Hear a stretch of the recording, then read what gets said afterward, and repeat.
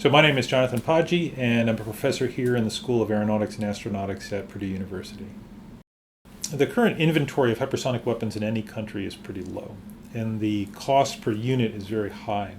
So they're going to be reluctant to use these systems except against very high-value targets that would be difficult to hit with any other system.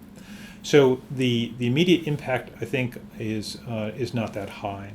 The consequences of this first use of hypersonic weapons is more psychological than of military utility.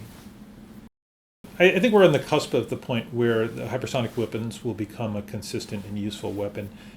Several countries have fielded or have developed prototype hypersonic weapons, but the difference between a prototype that you can use in ones or twos versus a fielded, consistently reliable hypersonic weapon is big.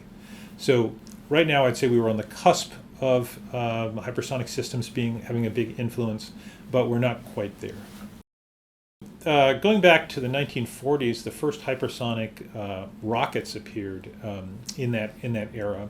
And a rocket follows or a ballistic missile follows a high arcing trajectory, but that's not the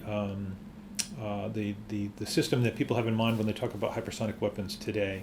Here they talk about something that has much more propulsion, efficient propulsion, and much more maneuverability than a rocket. I don't think that the Russian first use of hypersonic weapons in combat has actually changed things that much.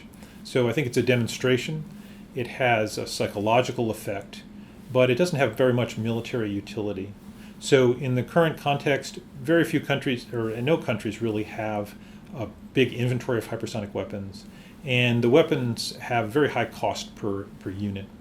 So they're going to be reluctant to use them except against very high value targets in a very intense conflict in a place where the hypersonic capability has a big impact, like against heavily defended airspace that they can't penetrate with conventional jets.